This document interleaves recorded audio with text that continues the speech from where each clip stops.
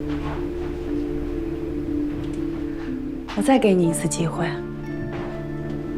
再给你一次说真话的机会。我最讨厌别人骗我。你要是瞒着我，而最终让我知道了，后果很严重的，知道吗？我知道，田总，可是我真没有。OK， 那你过来，我给你看样东西。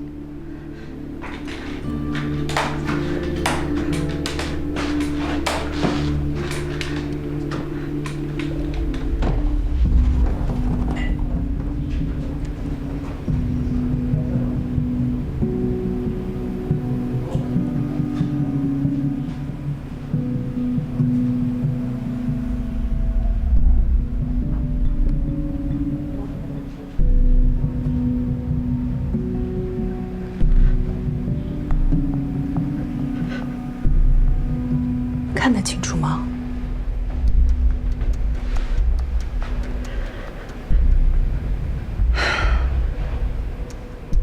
要不要解释一下？对不起，田总，可能我真的不敢说，所以他要我陪他出差，我才故意摔伤了自己。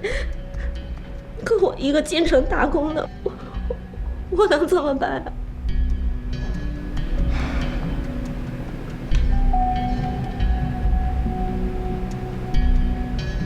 别把你说的这么委屈，这么可怜。你是我选进来的。你入职的时候，我告诉你什么，叮嘱过你什么，你还记得吗？您叮嘱我要照顾好老板。还有呢？还有。还有呢？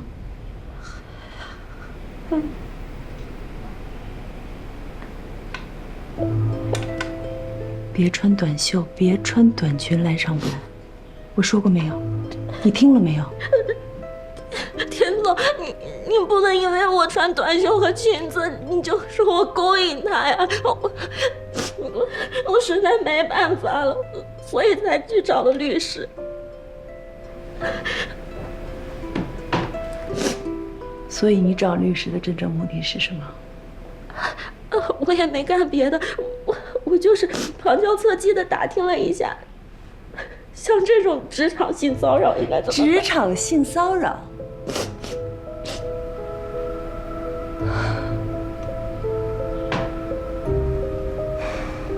职场性骚扰？你是想告他？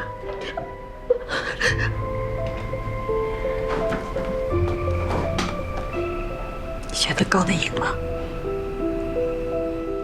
如果你的行为检点一点，是不是就不会发生这样的事情了？还有，做这件事情之前，你有没有考虑过公司的利益？有吗？田总，我还能怎么办呢？方法有很多，但是你选择了最蠢的一种。我保不了你了。一会儿你到财务把你的工资结了，工作的事情交给小田就行。田总，你被解雇了。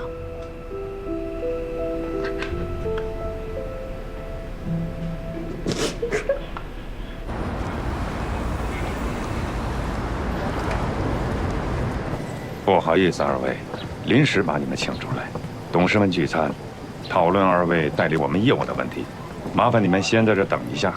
你们做的 PPT 大家都看了，一目了然，把对方侵犯我们专利的地方说的比我们都明白，是吧？我相信董事们看了一定会很清楚，很快就会有结果。你们稍微等一下，喝点茶，来把茶水倒上，先坐会儿啊，我一会儿马上就回来。那就等呗。你说这是怎么回事啊？这一出道，咱们接的全是大案子，是不是预示着咱从出生就是当大律师的命啊？又吹，到现在一个案子都没接着，又开始吹，畅想未来。首先，别敢想。真服了你，什么事儿都能往好处想。那坏的一面不是说你看看它就能变好的。得，坏的一面来了，看看谁？陈无良。给我打电话干嘛呀？喂，陈。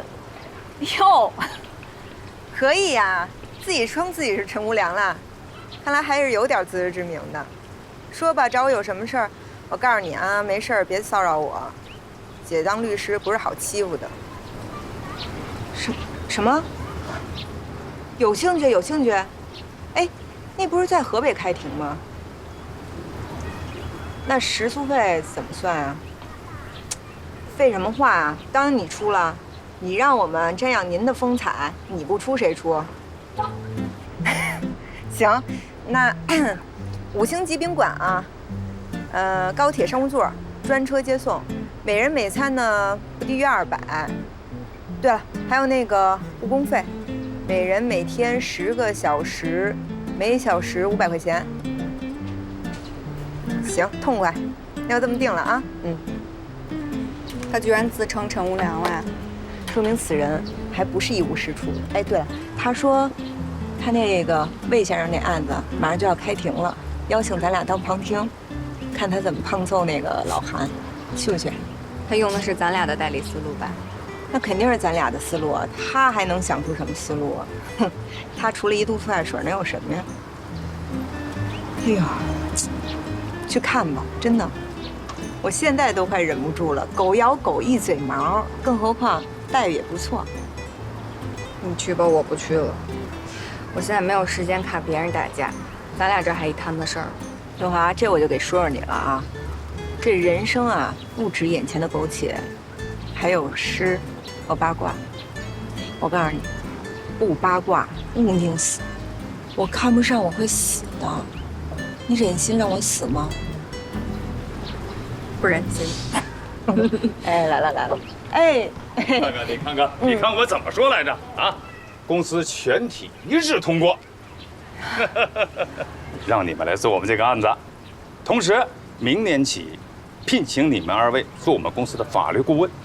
啊，太谢谢您了，董事长。哎呀，谢谢不客气，不客气。这样，董先生，我们先回去汇报一下，然后之后就可以和贵公司签代理协议了。好，这事儿拜托你们了啊。好。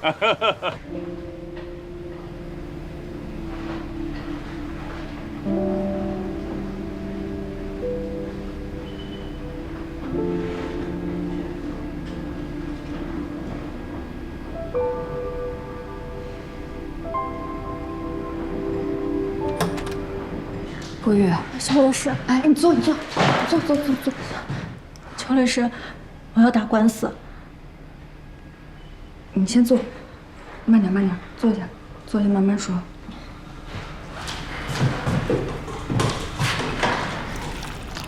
来，喝点水。怎么回事啊？怎么又想打官司了？我被他们解雇了。啊？杨伟达的太太，也就是我们公司的田总，他手里早就有证据了。他今天把证据拿给我看，硬说是我勾引的杨伟达，然后也不让我解释，就把我给开除了。他手里有什么证据啊？一段监控视频。你是说杨太太手里有杨伟达骚扰你的视频？这视频在哪儿录的呀？就在杨伟达办公室里面，而且就算在那段视频里面，他也不是看不出来是杨伟达在骚扰我，我在那儿又推又躲的。可是他硬说是我不好，是我不该穿短袖，不该穿裙子去勾引杨伟达，然后他就把我解雇了。那这段视频是什么时候拍的？你知道吗？从视频的发生时间来看，起码是3个月前了。郭玉，你先在这坐一会儿，我跟罗律去沟通一下，一会儿来找你啊。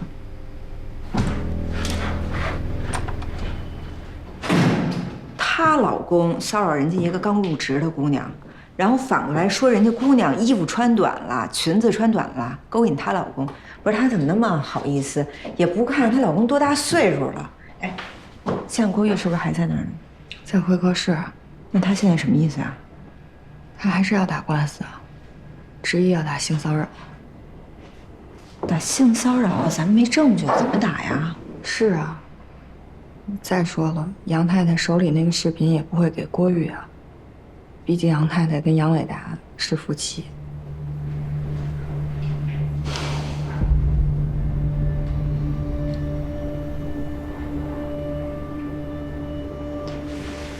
你刚才说，他们把郭玉开除了。劳动争议。对，你应该和他们公司也签了劳动合同吧？实习期过后，公司跟我们签了3年的劳动合同，这还不到2年呢。那他们这样无故的跟你解除劳动合同是不可以的，所以我们就打劳动争议。劳动仲裁呢，相对把握性会大一点。可是田总手里有那段视频，这个暂时可以放心。我觉得他手里可能不止这一段视频，但是他是不会拿这个来作为解除合同的理由的。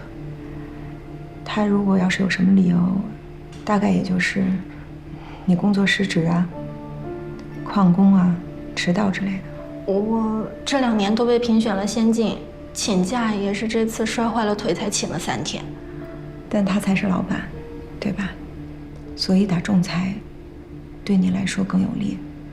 我们是律师，我们要负责任的向你分析法律上的利弊得失，所以我们现在要保住你的工作，剩下的事之后再慢慢想办法。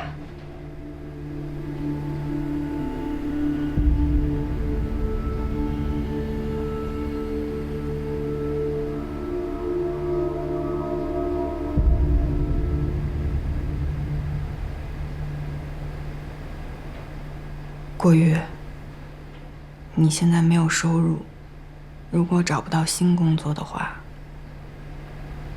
在这个城市就待不下去了吧？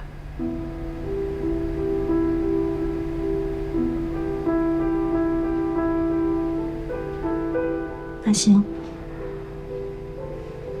那就打劳动争议。好，明天还要麻烦你再来所里一趟，咱们签一下这个代理协议，之后我们就申请仲裁了。我先走了。好，哎，我送你。哎，你慢一点，来，我来送你啊。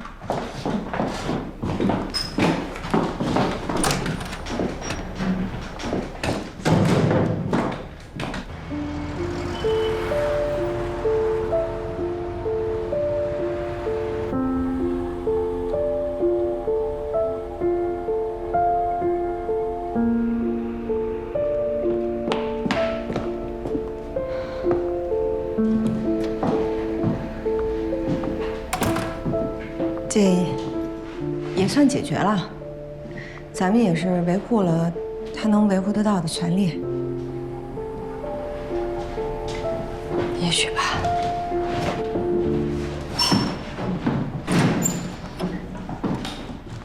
为什么罗律师、邱律师？什么为什么呀？为什么我受了侮辱，我还不能说？为什么事情明明发生过，我却要当做什么都没有发生？为什么我受到的是性骚扰和猥亵，然后被解雇了，我却偏偏要打劳动争议？这是为什么呀？因为我们没有证据。我就是证据啊！我不是站在你们面前吗？郭玉，打官司是打证据，我们不能站在法官面前说。你们听我说完。你们想过我这1年是怎么过的吗？因为他，我这1年瘦了10多斤。因为他，我经常晚上睡不着觉，做噩梦。因为他，我不敢交男朋友，我不敢晚上出门，我不敢接电话。因为他，我不得不从10来层高的台阶滚下去，摔伤自己的腿。还因为他，我要被他的太太羞辱，然后丢了工作。事情明明都是他做的，可是为什么结果却全部都要我来承受，还不能说呀？郭宇，来那个，坐下来，慢慢说啊，不着急。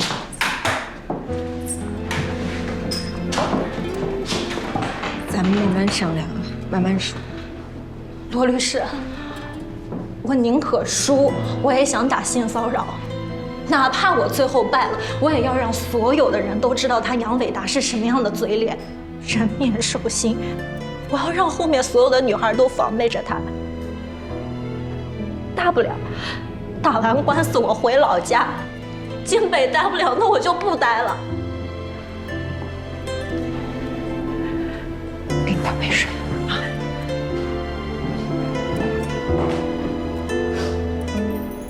郭宇。喝口水，缓一缓。啊，我跟秋绿单独说2句，你先缓一下啊。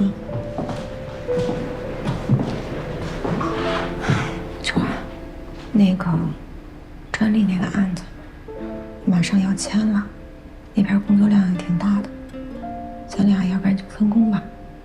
你做那个，我看这个。你觉得我打不了这个案子？要打一块打。郭玉，我们是你的律师，我们肯定会为你着想，我们给你设计的方案肯定得是最优的。当然，我们肯定也得尊重你的决定。我们现在就是想知道，你现在是下决心了，是吧？下决心了。那我再提醒你一遍啊，就目前这件事，所有的证据很有可能都掌握在杨太太手里。杨太太和杨伟达是一个利益共同体，他可能会拿着这些证据去牵制杨伟达，驱逐他身边的女孩，但是他绝对没可能拿着证据提供给受害者来指控杨伟达。这件事你一定要清楚。所以我们面对的极大可能是一场必输的官司。如果是这样的话，你还坚决要打，对吗？那也要打，不然我瞧不起我自己。好，这样你先再回去认真的考虑1个晚上。如果到了明天你还是如此坚决的话，那就过来签协议。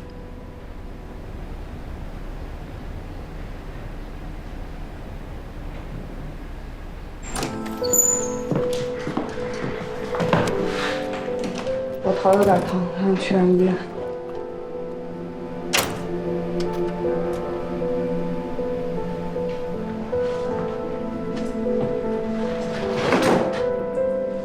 你是不是为了喊骚扰我？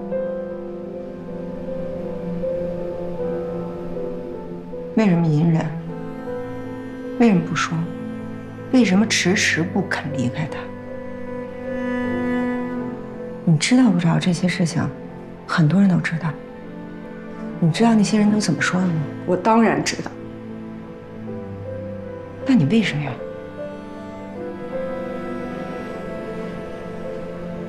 英子，你相信我吗？你不会也觉得我跟他有什么？我相信你啊，我当然相信你。可是我相信你有什么用啊？他骚扰你，你还不肯离开他，你能塞得住外面这些悠悠众口吗？那你让我怎么办？我不是搬出来了吗？我知道怎么保护我自己，他占不了我便宜的。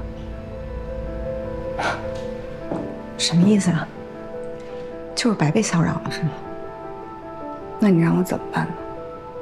郭玉，你不是也看见了？你告他呀！人家郭玉都可以下定决心打官司，打得赢吗？你觉得这种案子胜诉的能有几个？你以为我愿意忍啊？我不忍，我能怎么办？算了，这件事说到底是我自己的事，跟你没关系。怎么就跟我没关系呢？难道我不是你的朋友，不是你搭档吗？我能两眼装瞎，当什么事儿都没发生过啊？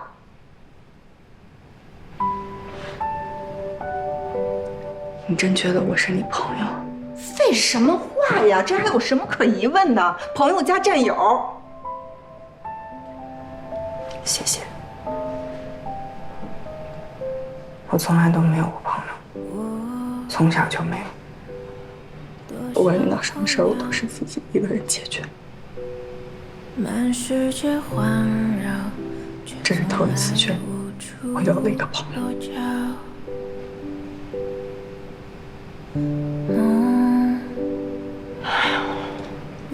九华，咱们俩不光是朋友，咱俩还是利益共同体。现在你被人欺负了，我也跟你一起去面对。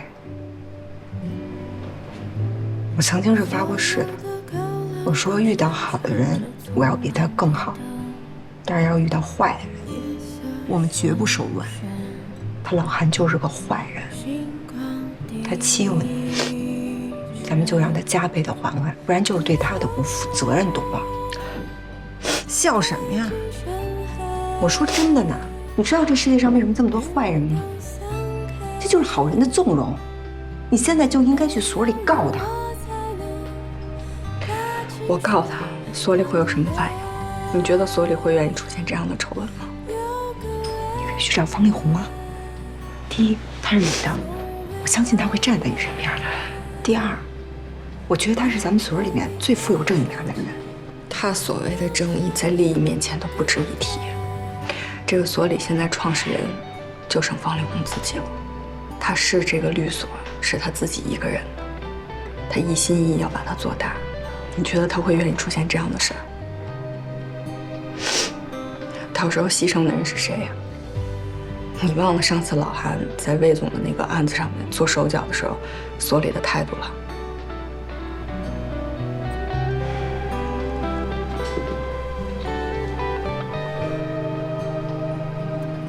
那大不了就不干了呗，咱俩就出去单干。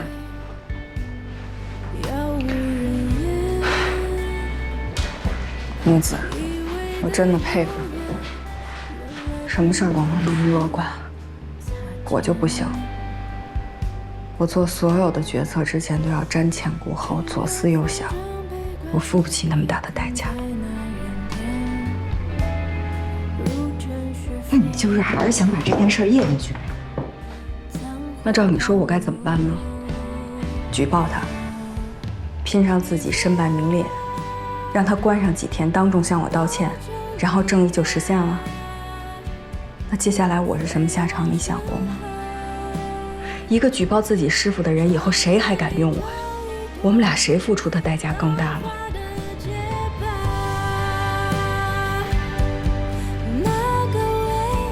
杀敌800，自损1000，这样的惨胜叫胜。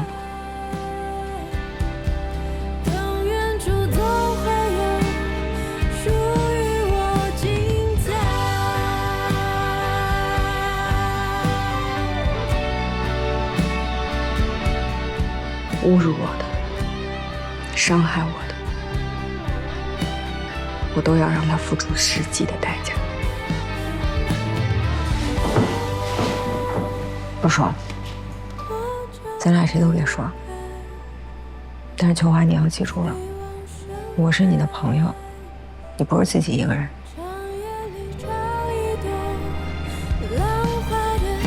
谢谢，谢什么谢啊？我都快替你憋屈死了。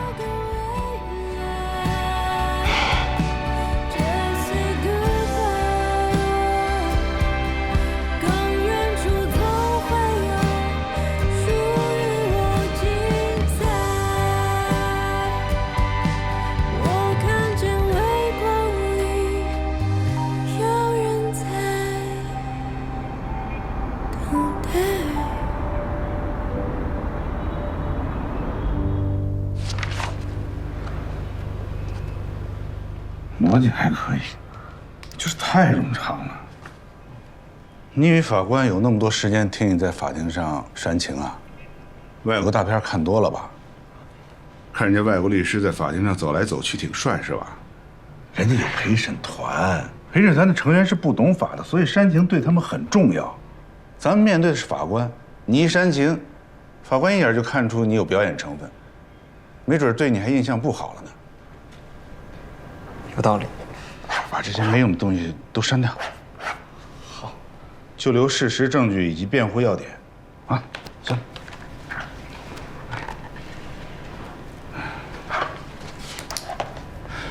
主任，那个同仁路桥那案子，您带着我一起呗。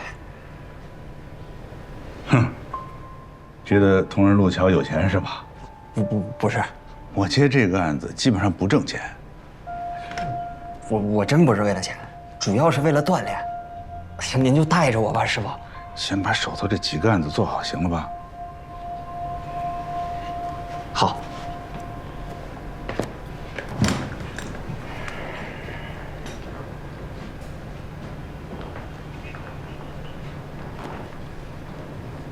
师傅，秋华跟罗英子好像接新案子了，哎呀，好像是个性骚扰案。性骚扰？啊，我知道。你对同仁路桥那个案子想跟是吧？是。我反正还差一个助手。那行，你跟吧。啊，谢师傅，那我先忙去了。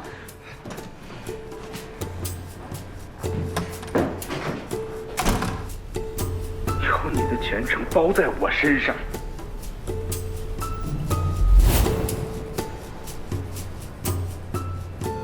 该不会是媳妇写的这个案子？哎，小涛。安主任。小涛啊，现在刚转职业的律师接案子，你们还审查吗？当然要审了呀，要不然上回小罗他们要接同仁路桥的案子，为什么没接成？可是他们现在又接了一个什么性骚扰的案子，你们审查了吗？过来跟我打个招呼。这个案子呀，不存在什么利益冲突，但是我个人的意见，还是别接。那你得坚持啊！那现在的年轻人一转职业就不是他们了。我现在手头案子一大堆，一天恨不得掰成2天用。可是他们呢，一转职业我派的活就不干了，出去接这种案子，接一个1万块打不赢的案子，图什么？沽名钓誉呗！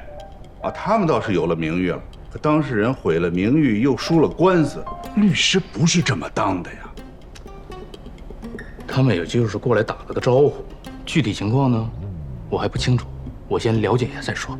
啊，那行，那我等你的消息啊。好嘞。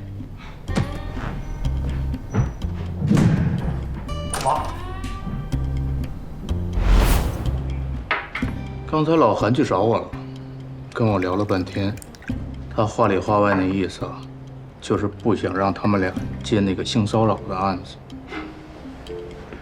他是怕秋华打性骚扰案，怕打出经验和勇气啊，回过头来对付他。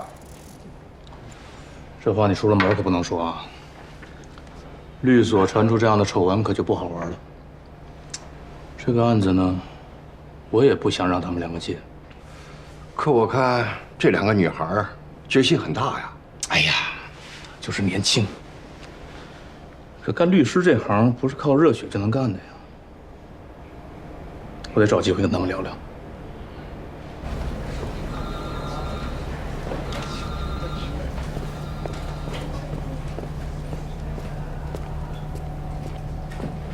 哎，陶律，找我有事啊？啊，我们又接了个案子，案子还不小呢。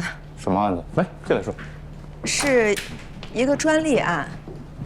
重要的是，这个委托人说，只要打赢这场官司，就会把公司法务交给我们做，每年也有60万的稳定收入。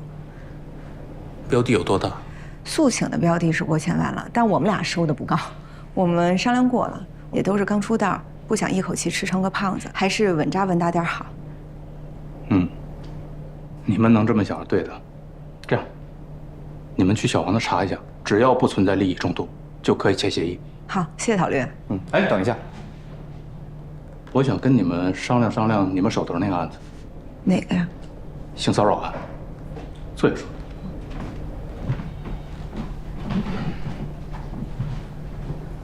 我们商量了一下，还是不建议你们打性骚扰。为什么？你们谁听说过打性骚扰打赢过的呢？我知道你们是为了正义，年轻人有正义感是好事，但也要实事求是吧？你们打得赢吗？我们和当事人已经做好输的准备了。你说这话就是对当事人不负责任。理论上来说，每一个律师都有50%甚至更高的败诉几率，所以你们输了没有关系，只是有一次败诉的记录而已。当事人呢，打不赢就相当于被第2次伤害。他现在想不到，将来就会知道厉害的。到那个时候，你们拍拍屁股接其他的案子，他呢？当事人已经做好准备了。他没有，他不知道厉害。但你们是律师，你们应该知道啊。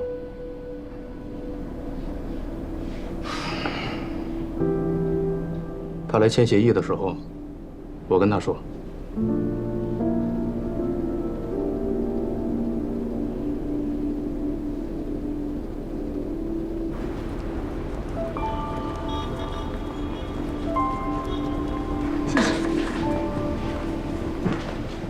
你的案子，罗律师跟邱律师已经向所里汇报过了。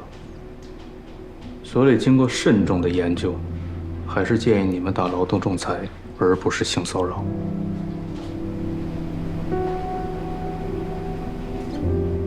为什么？郭小姐，我完全理解你内心的委屈和愤怒，我们感同身受。但越是这样，我们越需要冷静。防止在冲动的时候做出错误的决策，让您进一步受到伤害。我听罗律师跟邱律师说，你们知道这个案子赢不了，但你还是决心要起诉他，想让他付出名誉破产的代价，是吗？对，我要让所有人都知道他杨伟达是什么样的人，我也要防止他再对别人做这样的事。但你有没有想过，到最后名誉破产的很有可能不是他，而是你呢？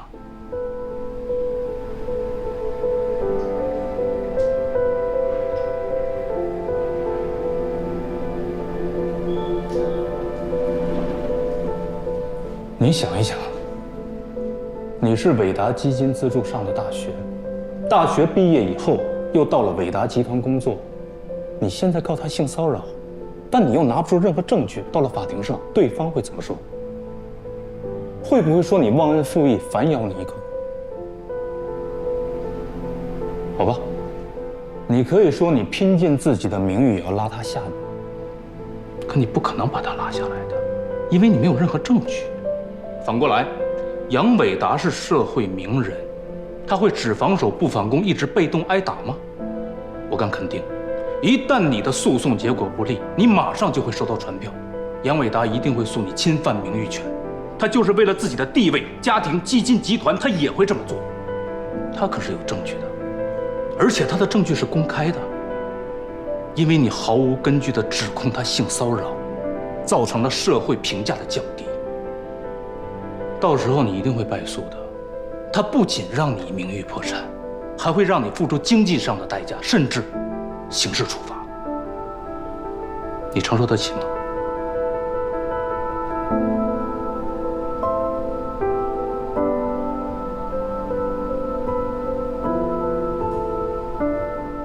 但是打劳动仲裁就不一样了，我们有很确定的把握，知道我们一定能赢。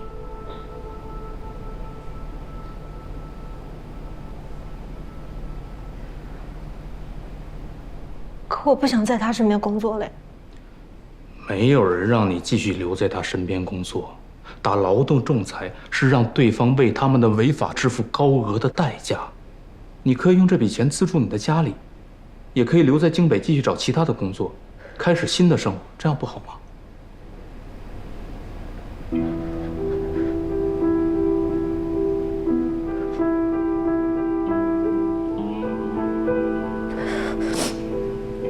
郭玉，如果你坚持，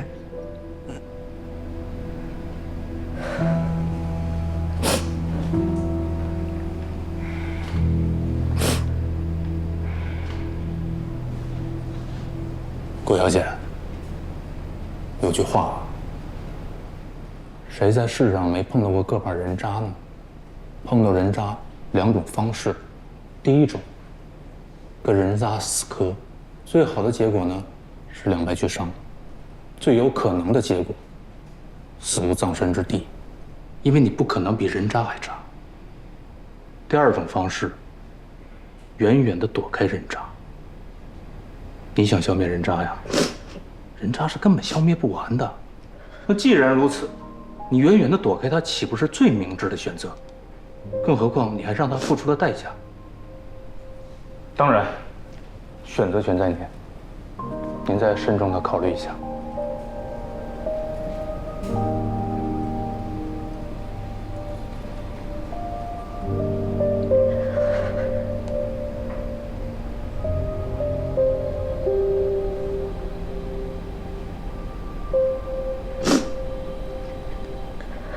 他行，他就打劳动制。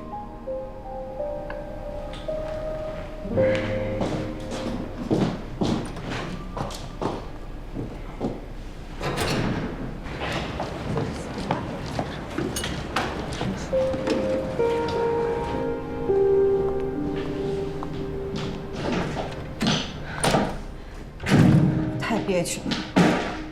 太憋屈了！哎呀，你现在知道我的无奈了吧？英子，我不怕你笑话我。那3个案子我一定要过来，一定要打。你不打我打。我理解了，我知道了，我和你一起打，不能便宜老韩那老东西。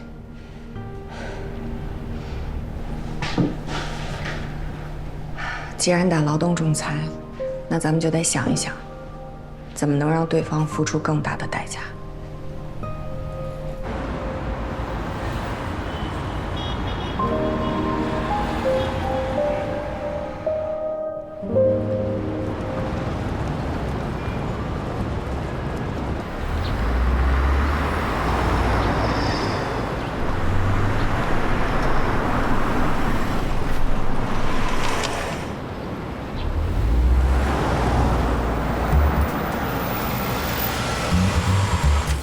缺不缺德？明明我找的地儿好吗？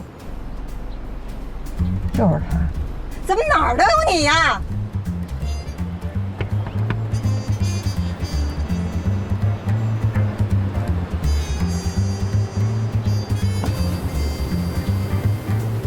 挪开！绝不。不挪是吧？今天我给你怼了。请。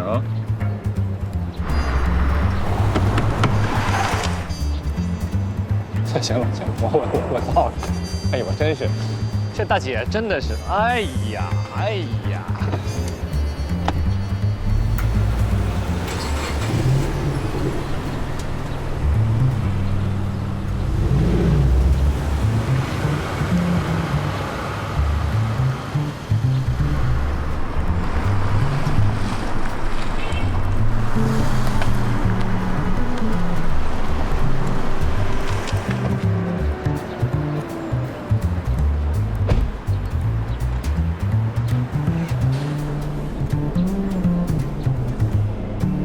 对方的代理律师是他。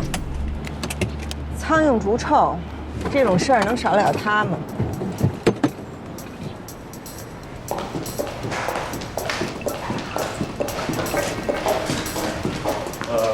陈律师好。你好，是不是有2位律师约着要见杨总？是的。想办法拖住他们，10分钟就好啊。好。杨总，哟，陈律师，又得麻烦你啊。您客气，身为律师，分内之事。对方律师来了，我也拦外边。好。您好，我们跟杨总是约好的。不好意思啊，杨总在忙，麻烦2位稍等一下。那要等多久呢？我们约的就是这个时间。大概10分钟左右吧。2位可以先坐一下。是陈律师让我们等的吧？谁啊？没事。这姓陈呢，见过坏，没见过这么坏。杨总，您这边打算怎么跟对方律师谈？我这不得征求一下你的意见吗？对。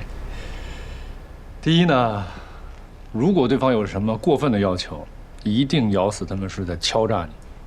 第二，我建议啊，你在经济上做适当的让步，毕竟他们打劳动争议，咱们公司是违反了劳动法的。其他就没什么了，一会儿呢，你就先跟他们谈，我稍微回避一下。为什么？跟他们打过交道，我怕再的话引起他们的戒心。行，那你就在隔壁房间等我。没问题。嘱咐下前台，让他们把手机留在外边，免得他们录音。好。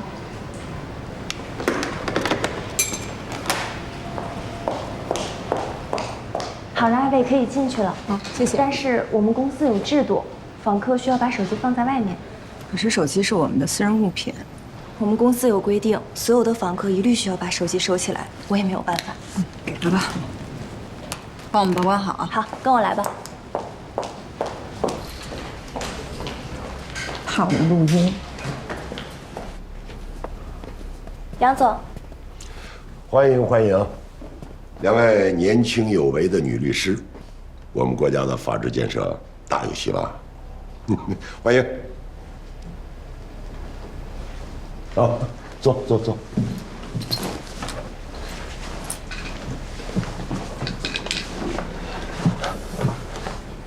二位律师有事啊？杨总，我们是为了郭玉女士的事情来的。贵公司无故地解除了与郭玉女士的劳动关系，这不仅违反了你们之间签署的劳动合同，也与法律规定不符。我们是代表她来和您协商解决问题的，希望我们能够达成一致。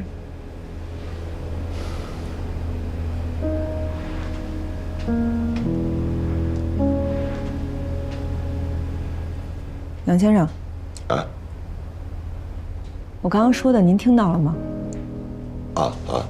郭玉女士委托我们来和您协商解决问题，如果协商无法解决，我们就走劳动仲裁程序了。他有什么要求啊？他要求恢复劳动关系，并向他赔礼道歉，同时补发他被迫离职这些天的工资和奖金。那这么说，他找过你们了，对吧？他的腿也是故意甩的，就是不想和我一起出差工作，对不对？什么意思？什么意思？你们很清楚啊。他既然去找了你们啊，他一定就会说了很多我们两个之间的事情。您是说您承认曾经性骚扰过郭玉女士了？什么？性骚扰？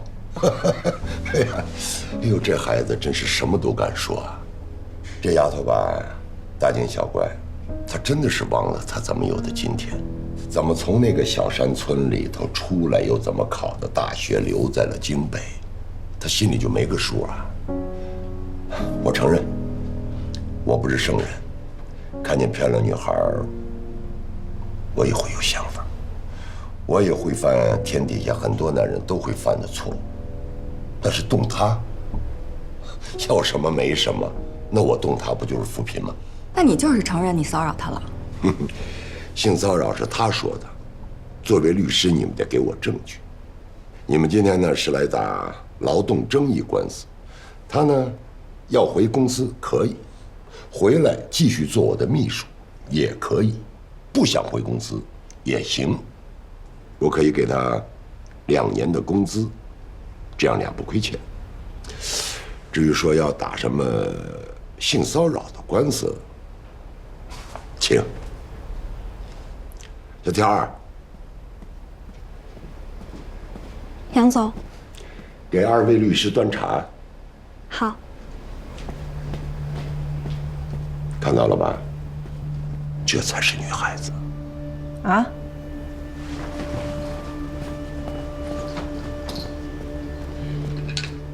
那我们就走劳动仲裁了啊！好，不送。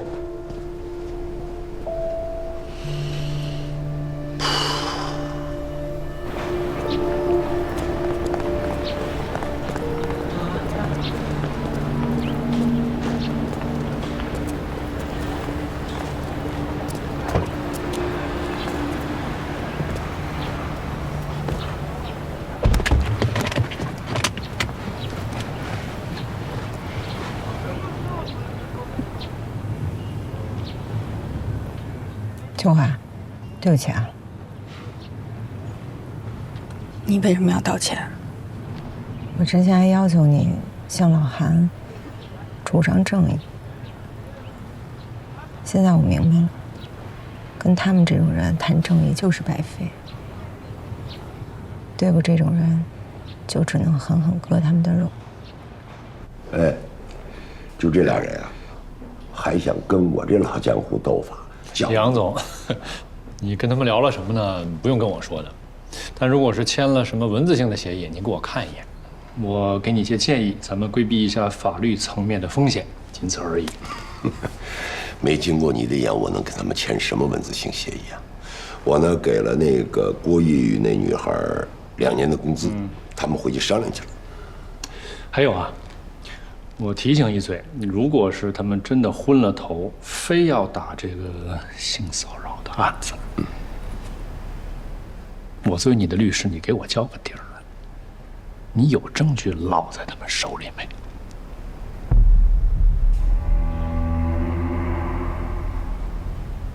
没有，肯定没有。你说，咱们性骚扰过谁啊？肯定没有。行，杨总，你心里有数就行。这瞒谁啊？别瞒自己的律师啊！你说没骚扰过，我就信你没骚扰过。肯定没有。其实我告诉你啊，就是那丫头，你没见过，要啥没啥。要是说那个今天来的那个姓罗那女孩，杨总，哎，他是律师，我同行，有些玩笑跑开。好，不开。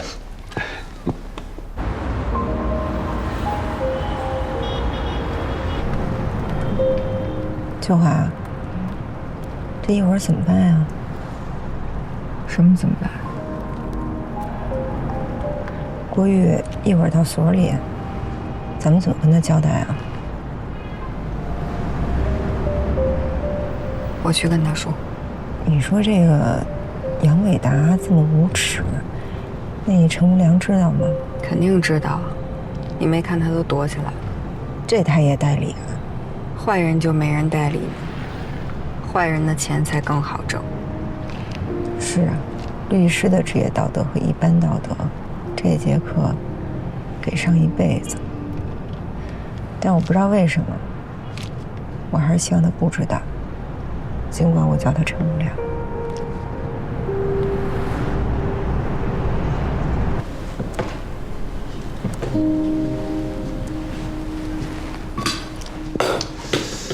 你个王八蛋还挺沉的你。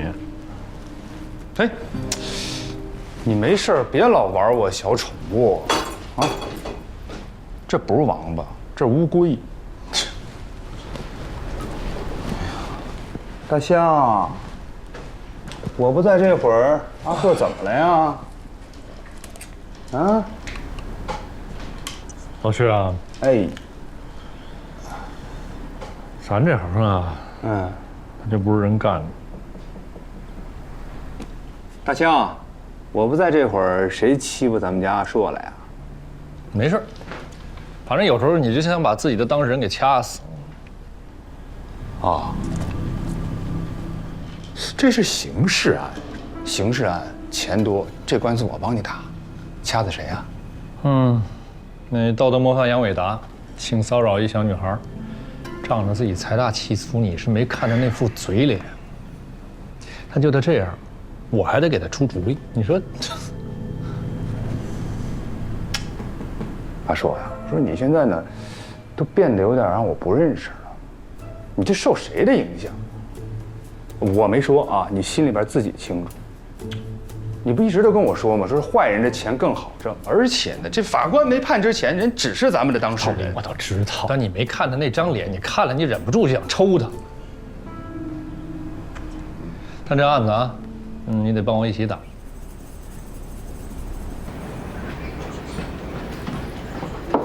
邱律师，郭宇来了。邱律师，结果怎么样？谢谢。那个，你们聊得怎么样？聊得挺好的，你先喝口水。结果还不错，他几乎答应了我方的一切要求。他答应补偿你劳动合同期内所有的工资和奖金，另外再给你一笔补偿金。至于具体的数额，我觉得咱们可以商量。前提是，他承认了他骚扰过我吗？他承认了。那他就可以进监狱了呀。是，但是这种承认是没有意义的。他当着我跟罗律师的面承认没有用。他可能到了法庭上，他就又不承认。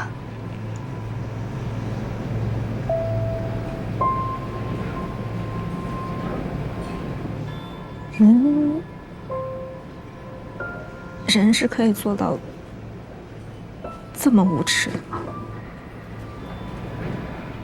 坏人的无耻永远超出你的想象。那我该怎么办了？我的建议是提一笔比较高的补偿金额，拿上这笔补偿金，让自己喘口气，再找一份新的工作吧。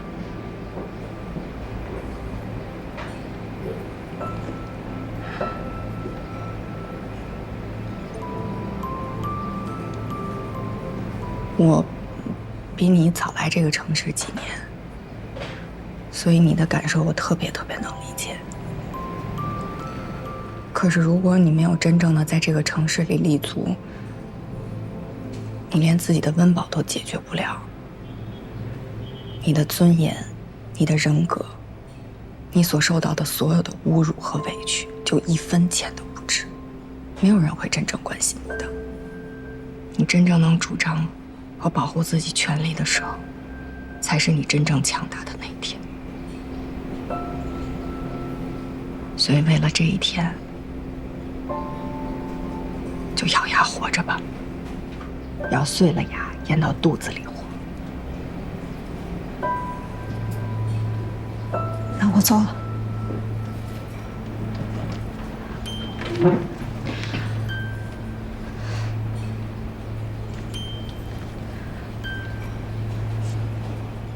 我只是没想到，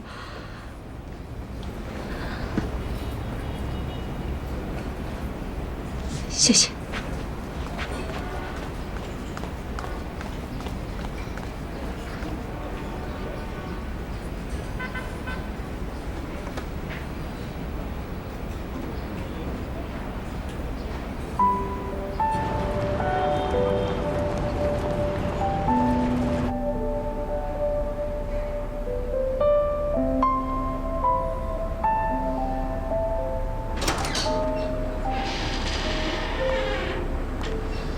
我多像候鸟，满世界环绕，却从来无处落脚。英子，你知道他每次跟我动手动脚的时候，我心里想的是什么？我无数次想身上揣把刀，他不老实的时候就给他一刀。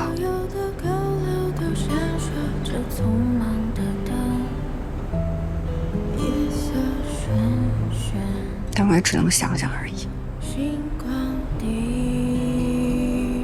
输不起，我身后有一大家子人呢。他们好不容易把我供出来的，还等着我改变他们的命运呢。所以我只能忍。你没来之前，我已经忍了很久。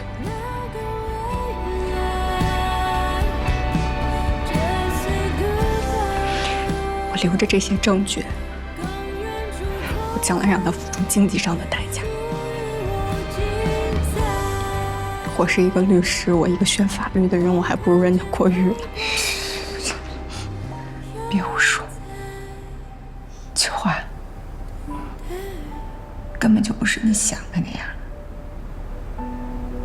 你特别棒，你特别棒，你知道吗？你特别棒。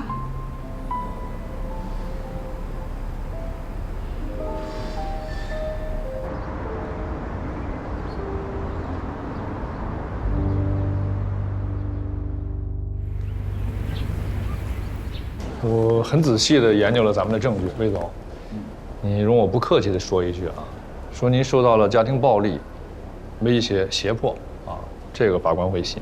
但如果说你是在受到了胁迫和恐吓的情况下签订了这份协议，我觉得法官不太会信。为什么？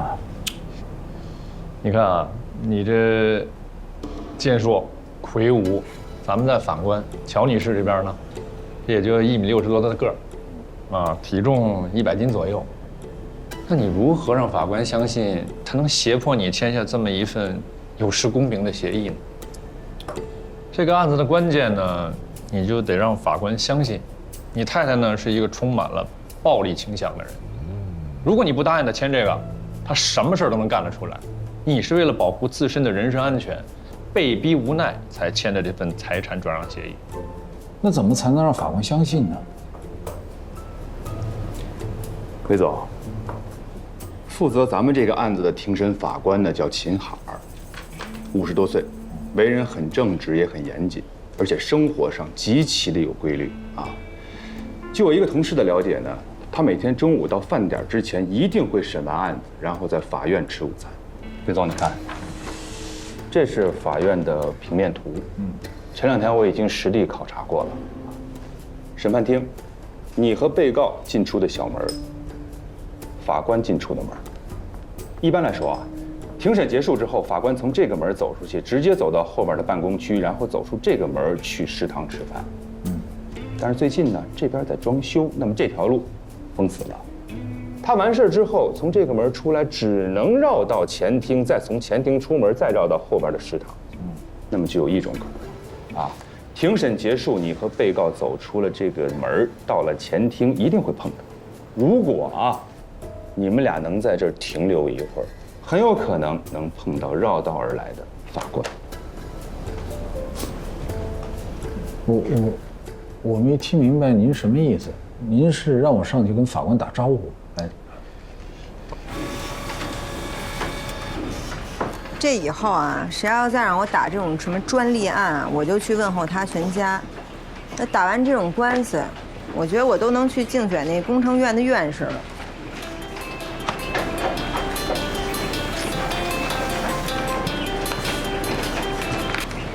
死啦！罗正义，不是你叫我什么陈无良？那要不然呢，叫你罗吉和德。不就是在我当事人那吃了瘪吗？至于吗？这么小气？你有话快说，姐忙着呢。魏总的案子下周1开庭了，我呢给你订了5星级酒店，一会儿把你身份证号发过来。我给你订高铁，给你订商务座。不是你当真了呀？你还真以为我要去啊？我逗你玩呢，那是。我才没有兴趣看小丑表演呢。真不来啊？你不想看我胖揍你们所的韩律师啊？你就真觉得你能赢得了他？灭此招师，赶快发过来啊！吹牛吧！你要输了怎么办呀？立马奔派出所改户口去，从此更名陈无良。哦，那行，哎，那你给我订2张啊，我到时候跟秋绿一起去啊。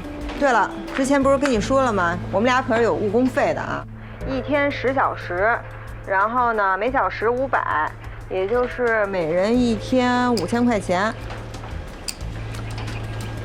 行，我待会儿把那个身份证号码发给你啊。好，拜拜。哎，去吧去吧。他呀说肯定能赢了那老韩，咱俩就看他们俩怎么狗咬狗。我才没那闲情逸致。哎，你不是原来说好的吗？你就全当是休假旅游，放松一点好不好？你别老活得那么严肃。你看看我这还背着1000多万的债务。所以我经常奇怪你是怎么笑得出来的。哎，你看这是什么？什么？虱子多了不怕咬。那去了要是碰见老韩，怎么说呀？说你好呀，说哈喽啊，能说什么呀？那怎么着？他以后他去的地儿咱都不能去了是吧？那多尴尬呀！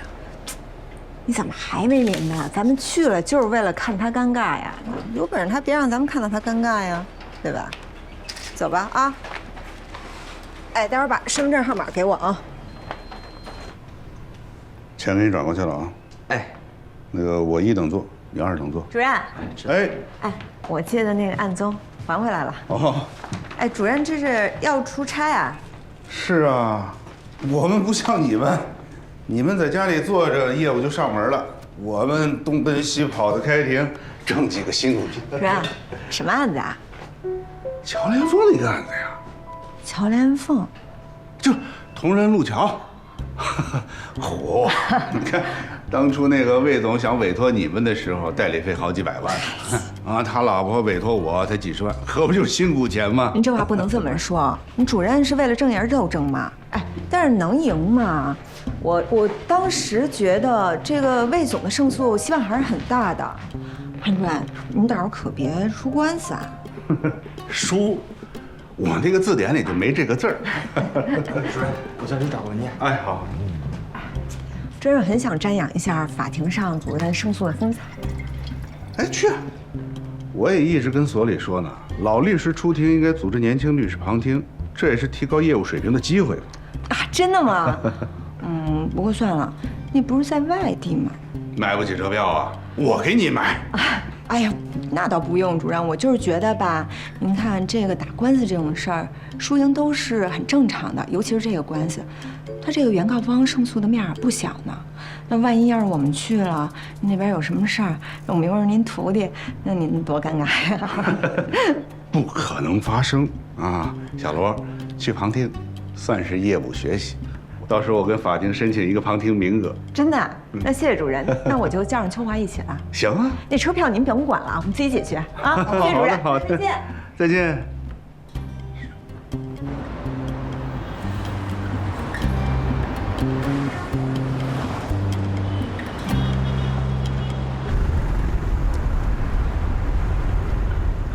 你挂个耳机干什么呀？是吧？没想到就我这样的还喜欢音乐呢。就我有点钱就想追这时髦，算满足个小小的梦想。小田，好好干啊！等明年转职业了，接几个大案子，想怎么时髦怎么时髦。哎，哎，小田，那个罗英子他们跟咱们坐的是一趟车吧？师傅，这我不知道该不该说。这有什么为难的呀？他跟咱不仅是一趟车，还都是商务座啊？商务座？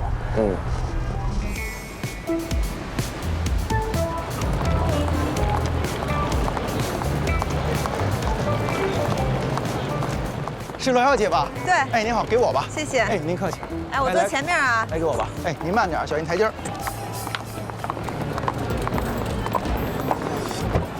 哟，这不是韩主任吗？您有车吗？要不然上我们车挤挤。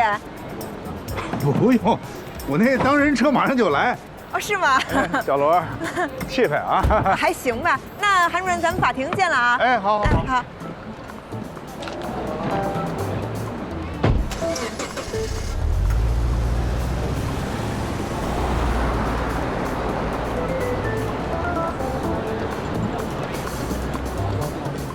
看什么看什么呀？赶快拦车呀！哎哎哎！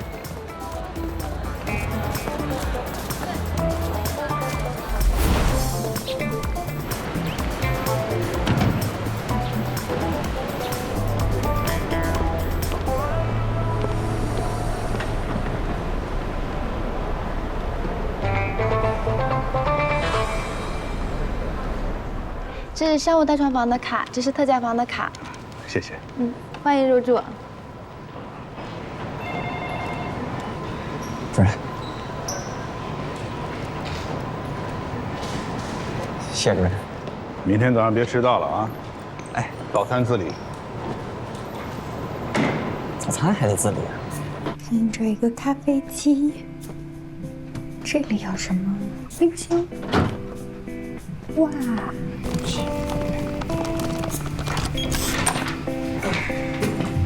这里有一个鲜花，这边有一个大床，这也太小了。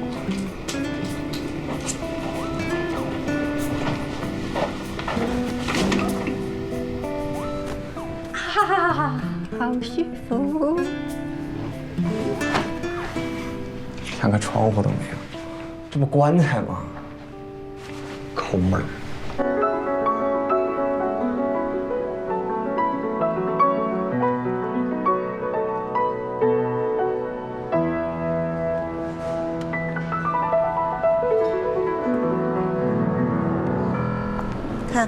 你弹琴呢？专业的。哎，遥想当年啊，我也是钢琴8级的水平，现在全丢了。你小时候，你家里想让你将来弹钢琴啊？那倒也不是，因为我爸呢就是搞教育的，然后呢他就希望自己的女儿啊全面发展，德智体美样样都行，琴棋书画也都能摸摸，所以他从小就带我去学什么琴呐、学画啊、学字儿啊，然后在家里还把那围棋给我教会了。但我爸有一点好，他不强迫我，就我愿意学就学，不愿意学就丢了就行。我妈就不是，她就老说我没出息。然后我爸就特逗，我爸说什么叫有出息啊？我闺女高兴那就叫有出息。那结果呢，就这点愿望也没让她实现。好，谢谢。需要点什么？再来2杯特调的鸡尾酒，谢谢。好的，稍等。我倒是觉得你爸不愧是个教育家。为什么呀？就是因为我被人坑到这口田地，然后欠一屁股债。因为你就算到了这步田地，也能活得从容体面，还不失安全感。那倒是。那你说这个安全感这东西吧，就好比我跟刘明这件事儿，你说他跑了，让我欠了一屁股债，总不至于要我命吧？那只要这样，我觉得倒是还挺有安全感的。这话也就你能说得出来。为什么你没安全感？当然没有了。那我挺好奇的，你为什么没安全感？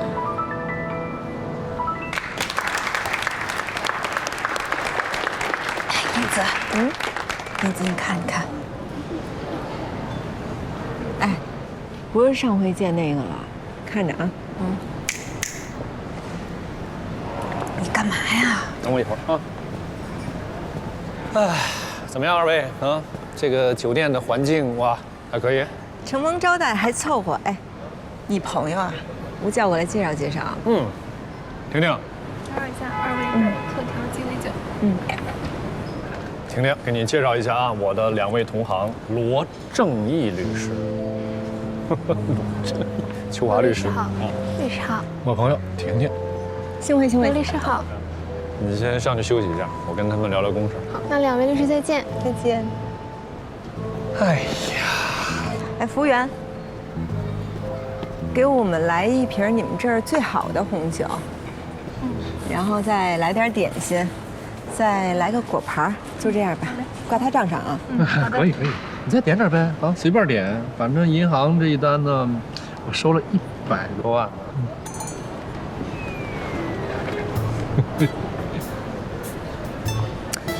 明天的这个开庭，2位怎么看呢？能怎么看啊？就魏先生这案子稳赢啊，这都不用费劲，赢不了那是律师的事儿，是为素餐坑当事人的钱啊。凭什么这么自信呢？啊？不是，我们的代理思路写得多好啊，你就照我们代理思路打就行了。这么简单吗？但说实话，就你那思路，大陆货，反正是无功无过，是个律师都能想出来。那你别用啊。我为什么不用啊？在我看到你们那个思路之前，我就跟魏先生已经提出来了。但我告诉你，就你们那思路，那有很大的工作量，必须有很多的证据来支持，知道吗？要不然的话，根本就没有办法让人相信，一个不足100斤的女人，她如何胁迫一个如此魁梧的男人去签下这样一份协议呢？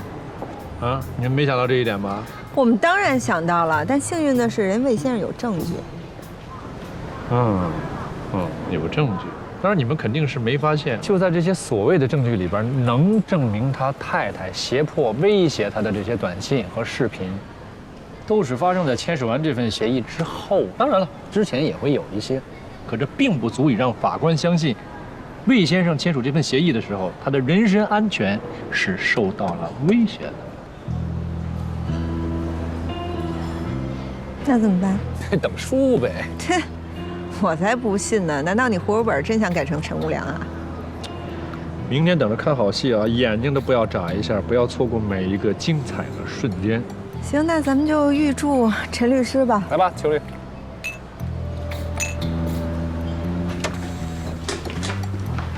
哎，你说这个陈无良这葫芦里卖的什么药啊？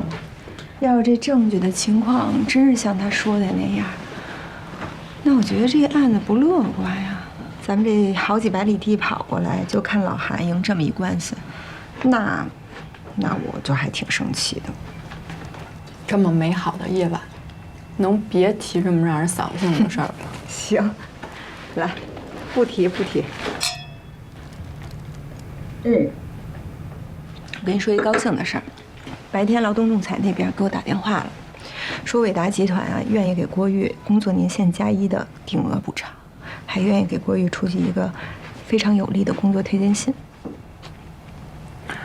郭玉参加工作也就1年吧，也就是说他能够拿到13个月的工资补偿，能有多少？5万块钱有吗？5万块钱就把郭玉的尊严买走了。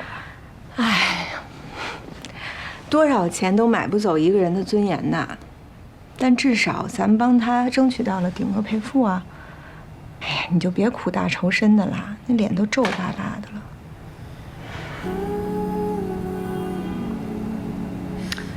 英子，你身上背着这么多的债务，你真的不发愁啊？这又有什么用呢？再说我也没背什么债务了，私人贷解决了，我顶多也就输套房子给他们，也就是被他们剥削得一干二净而已。那有什么办法呢？重新开始呗。再说我现在已经起步了呀，只要活着，就有希望。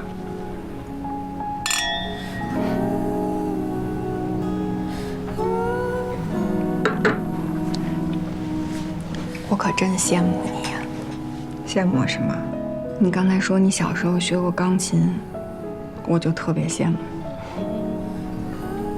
我小的时候就喜欢看星星，农村嘛，晚上外面黑漆漆的，天上的星星特别亮，我就经常上房去看星星，结果就被我爸揪着头发薅下来，说我净喜欢这些没有用的。我们家有3个孩子，我是老大，我下面还有个弟弟妹妹，所以我们家的活都被我承包了。我又得看弟弟妹妹，又得给他们做饭、洗衣服，你想想吧。小的时候因为超生，我爸我妈就带着我们东躲西藏的。我给你讲一个好玩的吧。有了我以后呢，我爸就想生个男孩，就想要儿子。结果我姑就给我爸出了个馊主意，他们就带着我去申请了一个残疾证啊，脑瘫。哎呦，你姑也太损了吧！哎，所以啊，从小我就知道，如果我要不好好学习，我的命运就跟我们老家那些20多岁就嫁人了，然后生一大堆孩子的女孩没什么区别。小的时候一有什么风吹草动，我就特害怕，我就怕他们因为什么事儿就不让我上学了。你说隔壁这老田家的闺女都已经不上学了，咱家这个干脆也别上了。想点上，别让小花听见。那刚才你说不让上学了，把她吓的。那上学有什么用啊？她这么愿意上学，这么着吧，等把弟弟的活忙完，我呢去城打点工，咱们把这么学费给挣出来，就让她上吧，你说呢？所以我在家就拼命的干活，只求他们能让我上学。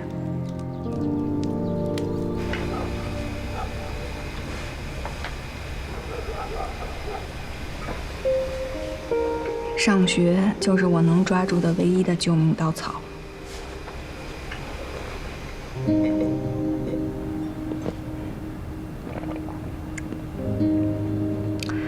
打从上初中开始，我就不管家里要钱了，我都是自己供自己，一直到今天。九安，你真是太不容易了。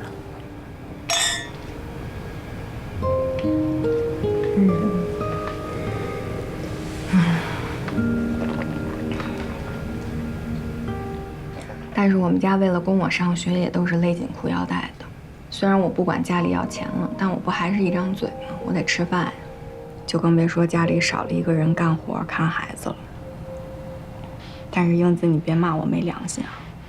正是因为我自己把自己供出来的，正是因为我那一家人都在嗷嗷待哺，所以我才坚决不回老家。我可以把我每个月的工资省下来给他们寄回去，但我也不想让这个家再成为我身上的壳了。我首先得为我自己活，你说对吧？你给真活出来了，才算是能帮到你那些弟弟妹妹。如果你还像他们那样，在那个地方生活，那你也就被淹没了。但也正是因为这样的出身经历，这样的背景，造就了这样的我。所以很多人很多事，可能永远都跟我无缘了。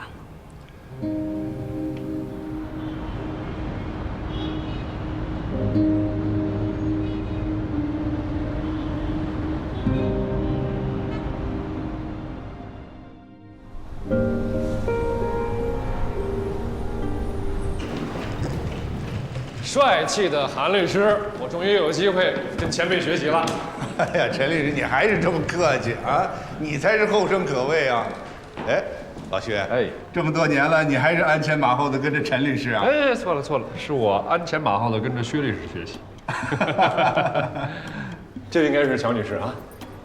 一日夫妻百日恩，咱们在法庭上是对手，但是这私底下吧，您跟魏先生还是夫妻关系。魏先生，礼貌性的握个手。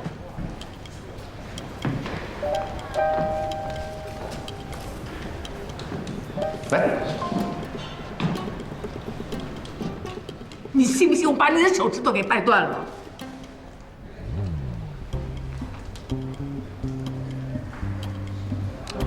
我还是有点深。来，你们先请，先请。哎呀，我们这边走。你给我等着。该离，该离。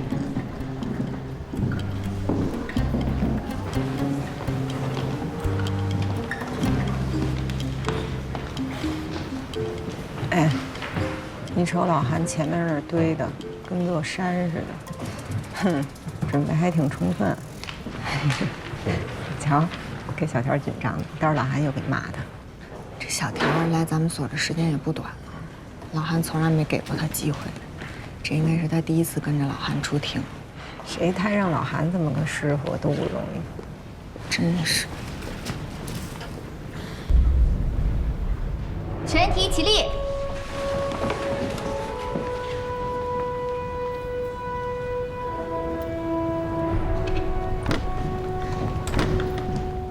平陵市中级人民法院根据《中华人民共和国民事诉讼法》第134条规定，依法适用普通程序，今天公开开庭审理原告魏同仁诉被告乔连凤股权转让纠纷一案。现在开庭。综上，这份股权转让协议是我当事人长期遭受被告的恐吓，在人身安全受到极大的威胁下被迫签署的，并不是自己真实意思的表示，依法应予以撤销。原被告双方力量悬殊，在签署这份协议的时候，夫妻感情尚可。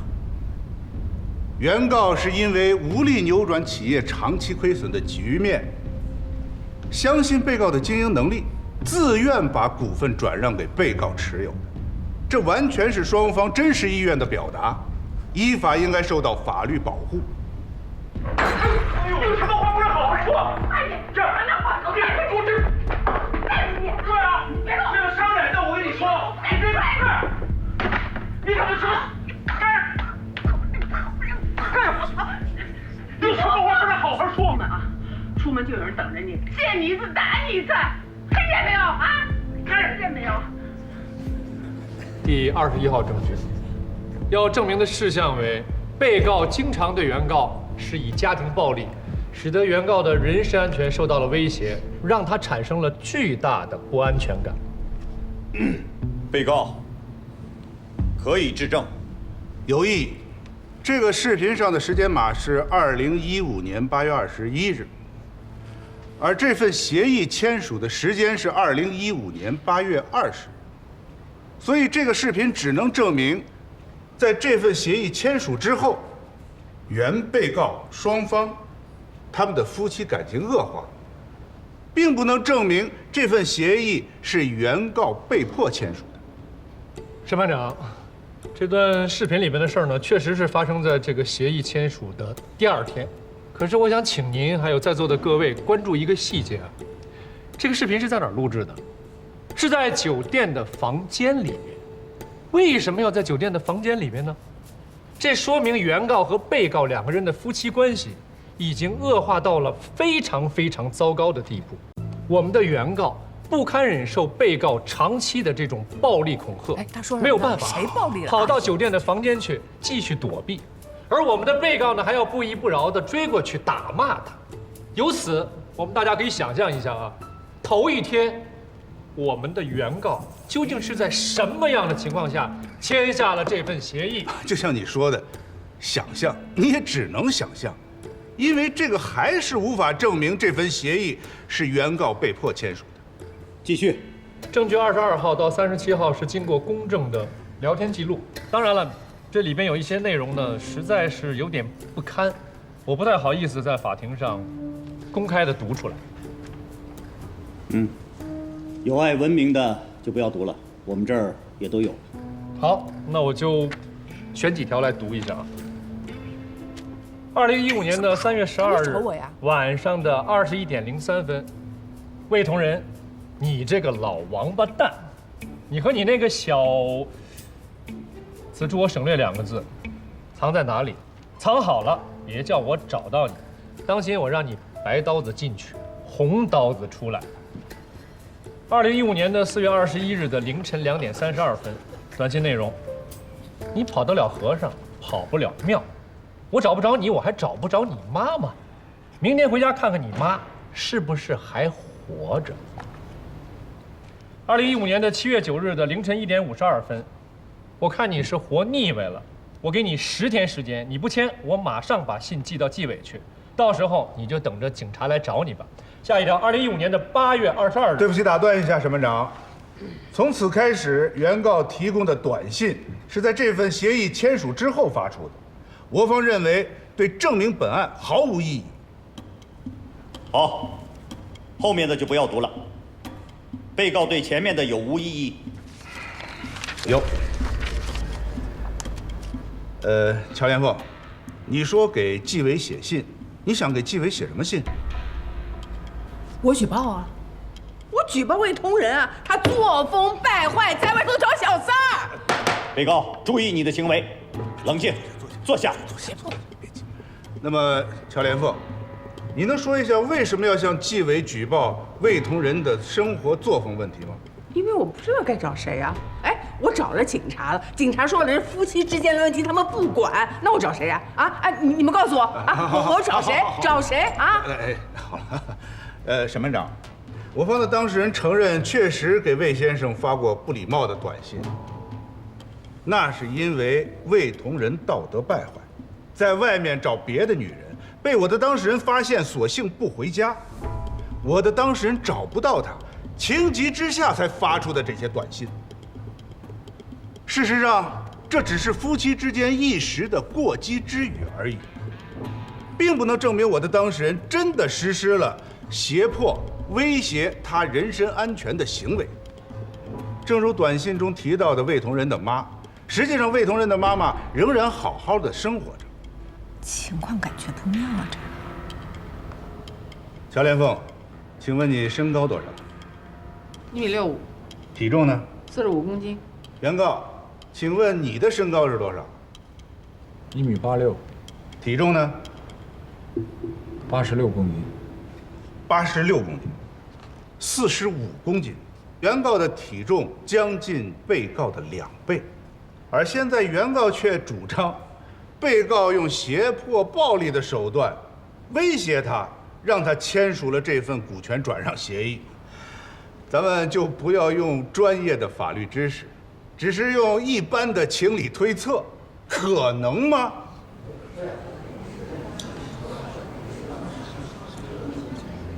审判长，从我方刚才出示的证据来看，在这份协议签署之前，原被告双方确实夫妻关系出现了问题，但是被告怀着与原告重修旧好的信心，而原告却心思放在了外遇上，无心经营，致使公司经营出现了重大问题。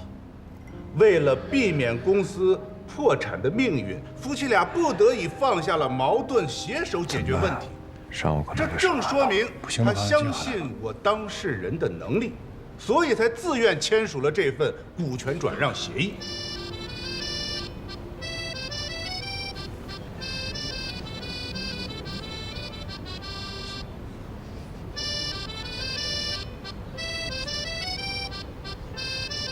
你的。注意法庭纪律。我儿子，申班长，我儿子来电话，一定有急事啊，我接一下。你，喂，哎，我听见了，嘿，我这开庭呢，你说，啊，你怎么又让人给打了？原告代理人，我再次重申，这里是法庭，不是你打电话的地方。不好意思，你们继续啊。喂，我听不到你那边说什么呀？我换个地方。打电话了。哦，对，你说你怎么回事？怎么老让同一拨人打呢你啊？他们怎么老打你啊？你这事儿你得找老师啊！爸爸不在你旁边啊！你说你现在找我没用啊！我说话你能听到吗？喂，我这信号没问题，是你那边信号有问题。对不起，审判长，原告代理人不听劝告，仍然在这里打电话，这不是公然藐视法庭吗？法警，把他带出。我跟你邱律师，哎，我自己会说，我知道啊。儿子，我这个爸爸现在帮不了你了啊！你只能自己努力了。坏了，这下可完了。我再次重申一下法庭纪律，任何人不得再有上述干扰庭审活动的行为。原告、被告，听清楚了吗？当然，我方一向遵守法庭纪律。陈律师，这是作为一名律师最基本的道德修养，不像个别人。不好意思，下不为例，下不为例。你说会不会连这一上午都没有完，就直接说了吧？被告，你还有什么证据要出示的吗？有，还有最后一项。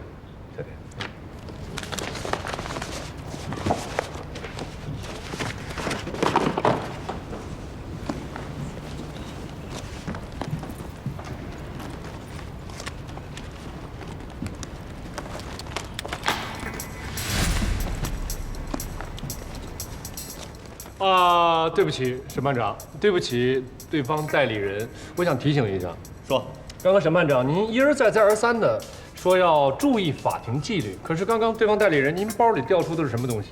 是不是录音设备？审判长，这是个耳机。你确定没有录音设备吗？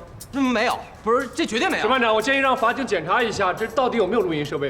法庭上明令禁止，不允许带录音设备。审判长，这真的只是个耳机，这不可能有录音功能。这审判长，我建议让法警检查一下，这个设备到底有没有录音功能。好了，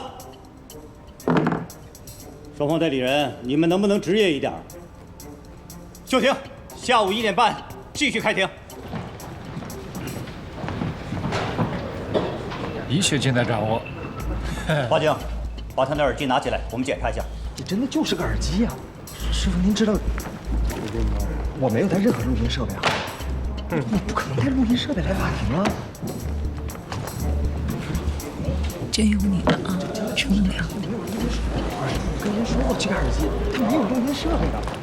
要是因为你们输了这场官司，我可跟你们没完啊！乔女士，现在说这话还早，我还要问你呢。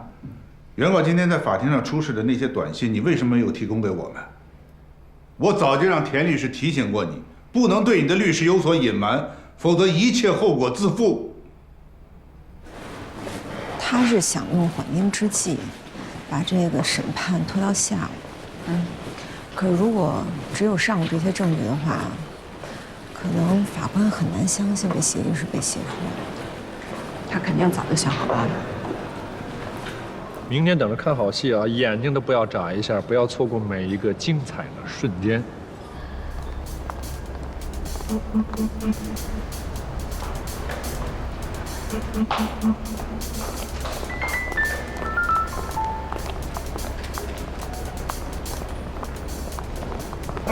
陈律师，你太坏了，你是不是在拖时间啊？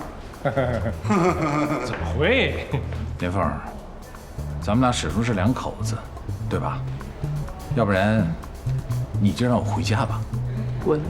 贝哥，什么？别和原告什么滚？滚！你现在住的是我的房子，你想霸占我的财产，跟你那个小姘头好是吗？我告诉你，你想得美。什么姘头？你什么？再跟我说一遍，什么姘头？这事谁不知道啊？替你开车那个小白脸，那不是小姘头吗？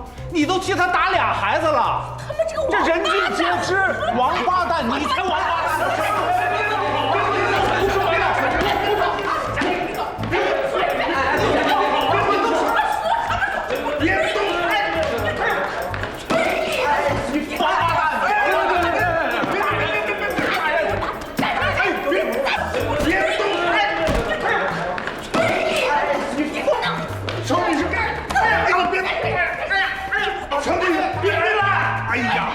沈班长，那边呀，原被告打起来了。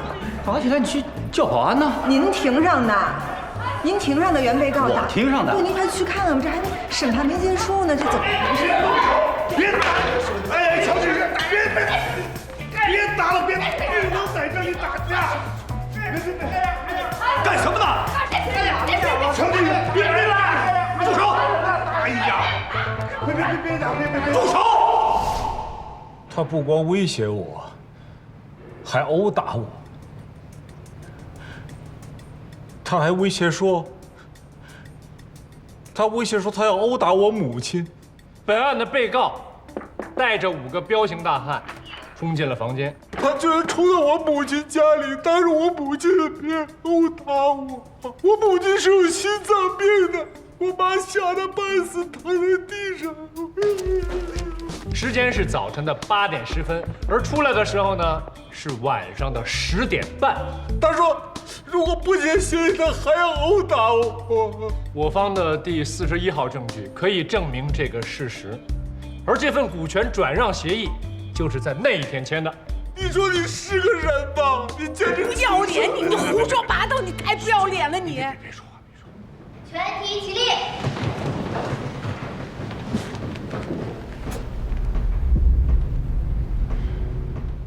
本院依法宣判，根据合同法第54条等相关法律规定，案涉股权转让协议并非双方真实意思表示，依法予以撤销。退庭。退庭。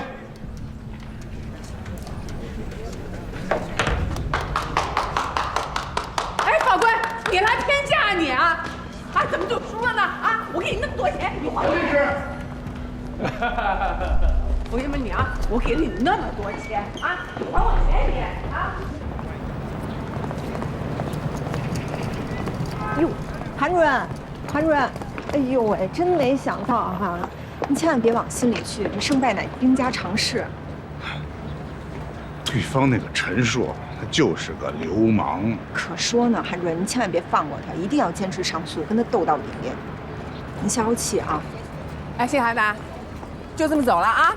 你收我那50万呢？啊，你还给我那50万！哎，那个乔女士，您可别血口喷人啊！我们韩主任可是免费代理啊。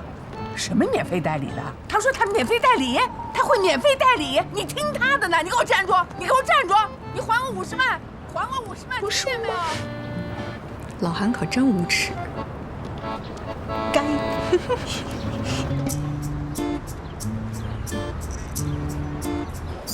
值得。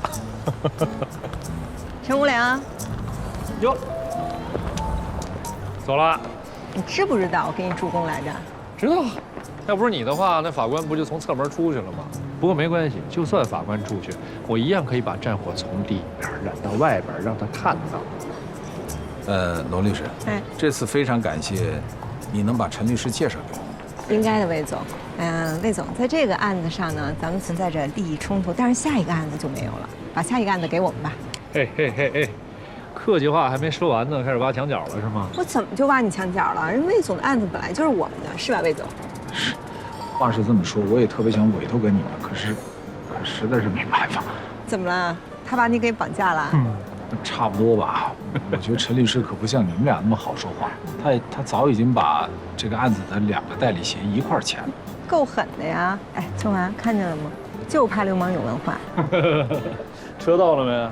到了，门口呢。客气一下，送你们2个出去。好嘞，再见。魏总稍等我一下啊。再见。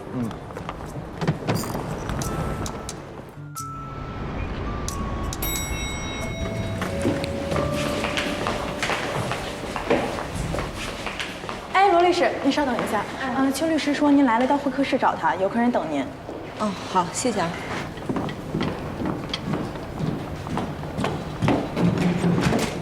郭玉，罗律师，发生什么事儿了？郭玉不打算接受伟达集团的谈判条件了，他还是想打性骚扰。郭玉本来已经决定委曲求全接受了，但是他去公司领补偿金的时候，又受到了杨伟达的侮辱。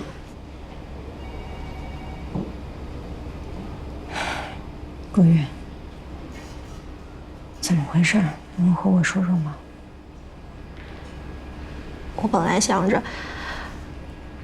反正法律拿他也没什么办法，忍忍就算了，拿钱走人，再找工作就是了。然后我去公司领钱的时候，我没想着要见他，可他却派人把我叫到他的办公室里，说了很多不堪入耳的话。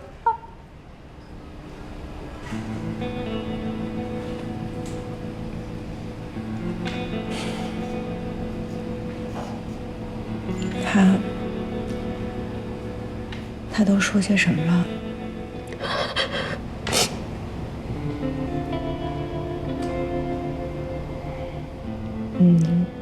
如果你想说，放心，我们都是你的律师。他说这些钱，就算买了我这1年了，就算在警北洗脚城里的洗脚妹，也比我贵。还有比这更难听的。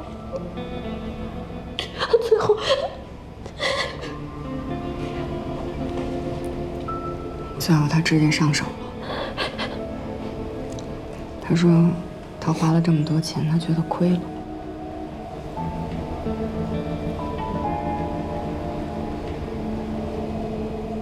从上个季度的情况来看，接案数较前一季有增长，但创收呢，却降了2个百分点。这和某些律师为逞一时之快，不惜损害所里的利益有关。团长，你说的谁啊？我只是指出这种现象。你说的是同仁路桥的案子吧？一个律所不能只看到钱，还要担当社会责任。我就是为了保护妇女权益而接的这个案子。保护了吗？哼，你没说过案子吗？行了，社会责任重要，创收同样重要。律所黄了，拿什么去承担社会责任呢？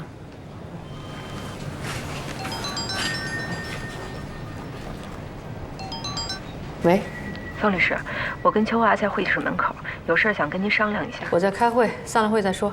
不是，这个事情非常重要，您能出来一下吗？我出去一下。陶正，接着说。另外，我们所设立的各业务部门，是为了集中专业的优势力量，鼓励促进不同业务领域的律师们进行合作。方律，而不是你们。什么事儿？我们有个案子想在合伙人会议上提出来。哪个案子？郭玉的性骚扰案。还没有解决啊？今天他又回来了，他再一次受到杨伟达的侮辱，想坚持打性骚扰案。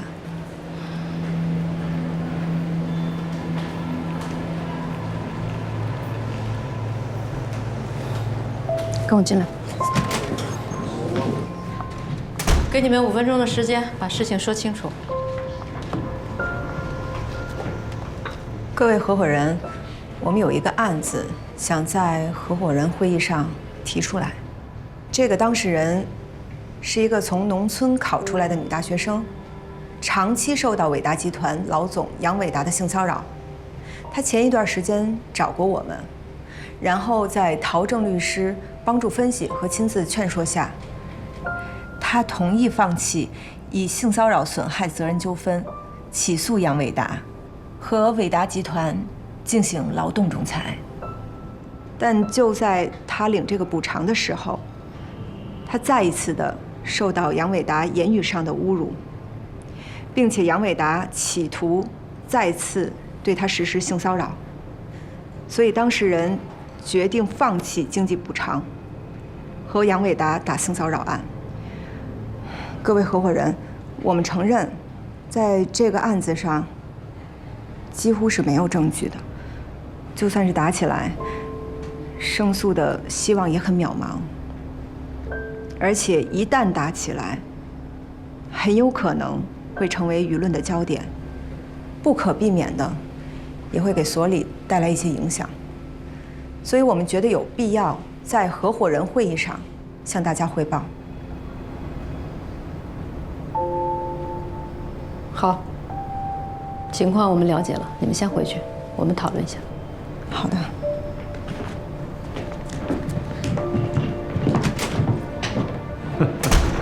还是年轻啊！当初我们也年轻过。各位，对这个案子大家有什么想法？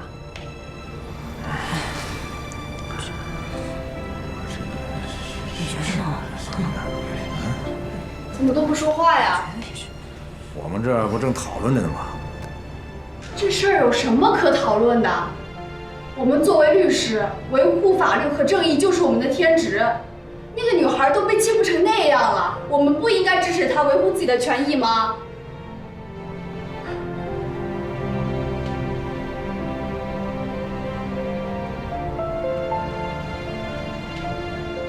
这个案子的情况我了解，走到今天这一步，那说明这个老板真的是欺人太甚了。我支持他们，毕竟这种为了正义而斗争的勇气，我们每一个律师刚入行的时候都有过。这个案子可能打得赢吗？你没听说吗？当事人不在乎输赢，他就要个说法。不就是个小案子吗？打就打吧。年轻人嘛，给他们个机会历练一下。就是有冲劲儿啊，是吧？进来。方律，坐。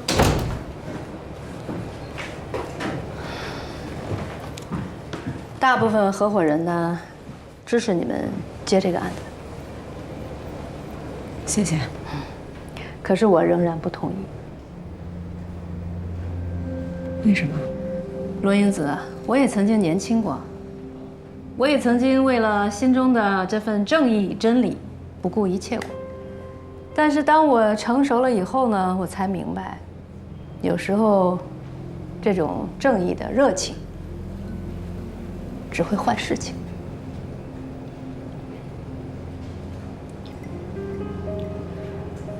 什么是成熟呢？成熟就是不做不计后果和代价的事情，而是做最合适的事情。就这件事情来说，你们要做的就是对当事人最有利的选择，而不是为了满足自己心中的这种正义感。这是一个律师最基本的职业道德。一个律师的职业道德，头条就是尊重当事人的意愿。不对，是保护当事人的利益。就这个案子来说，当事人没有钱，没有根基，获得足够的经济补偿，比他打一场玉石俱焚的官司是不是要好得多？可方律，您知道到最后对他什么最不利吗？就是他拿到了经济补偿以后，永远的看不起自己。这话你不要替当事人说。所有的选择，要让当事人自己来做决定。对啊。是他自己要选择打性骚扰的，罗英子啊，他现在在气头上哎，你知道他冷静了之后会怎么想啊？因为打这场官司，自己身无分文，工作也没了，在这里也没有立足之地了，灰溜溜的回到老家。回到老家之后会怎么样？性骚扰的传闻满天飞，待得住吗？工作找得着吗？你知道他到那个时候会不会后悔呀，罗英子啊？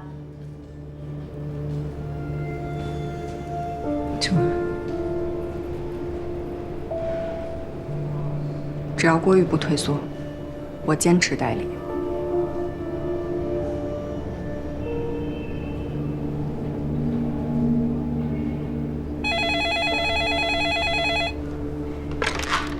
我现在有事儿，一会儿再打。方律师，梅先生来了。他来干什么？不是要签股权分红协议吗？啊，我把这茶忘了，等一下。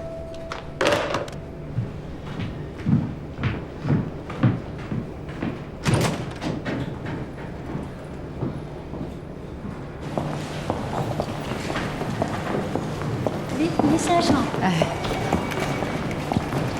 梅先生，梅先生，哎，丽红，你怎么一个人过来了呀？你打个电话嘛，我让律所派车接您去。嗨，一个被律师所开除的前律师用得着吗？我就去签个字啊。您到我办公室坐会儿，我一会儿让财务给您送去。不去了，我这还有。哎呀，好久没见您了，本来说去看您的，学生不是忙吗？既然来了，上我办公室坐会儿啊。走。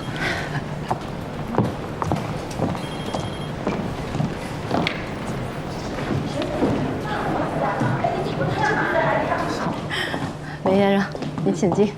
梅先生，您怎么来了？梅先生好。你怎么在这儿？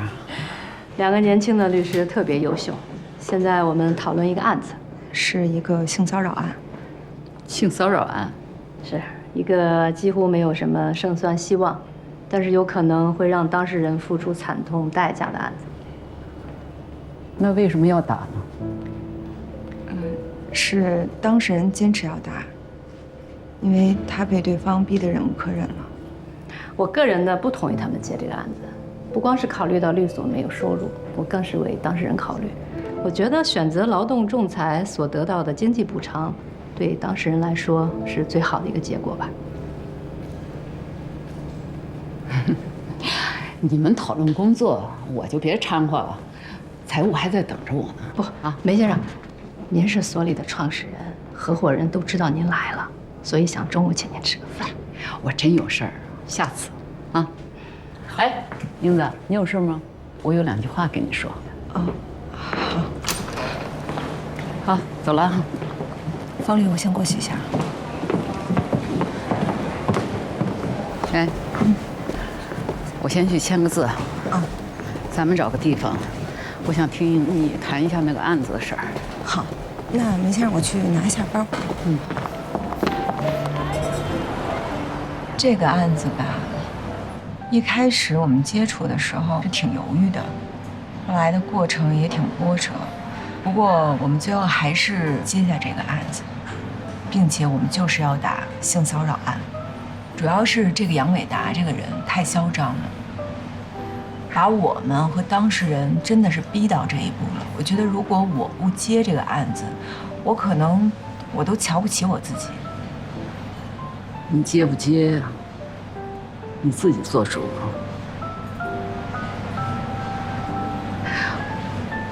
我只是有一句话想提醒你。您说。当事人是律师最不可靠的合作伙伴。韩主任说过差不多的话。韩之通，他都说些什么？我刚到律所的时候，他说的，他说你作为一名律师，你第一个要提防的就是你的当事人，然后第二个要提防的是对方代理人，第三个就是法官。韩之通啊，这个人有许多问题，但这些话大概不错，尤其是第一句，当事人给你素昧平生，遇了事找到你，你们谈好价格，签了合同，成了合作伙伴，他凭什么信任你？你们就是因为利益结合到一块儿。如果他遇到了更大的利益，他凭什么不背叛你啊？如果他的问题解决了，他要赶紧止损，第一要解决的还是你。当事人并不指望你律师来解决问题，他只是用律师来吓唬人的。你接受了委托，积极找对方谈判，在法庭上据理力争，而他呢，以此为要挟，私下找对方勾兑。一旦达成了目的，马上抛弃律师。个别当事人解除合同，那是好的；更恶劣的是把屎盆子都扣在律师的头上。我那件事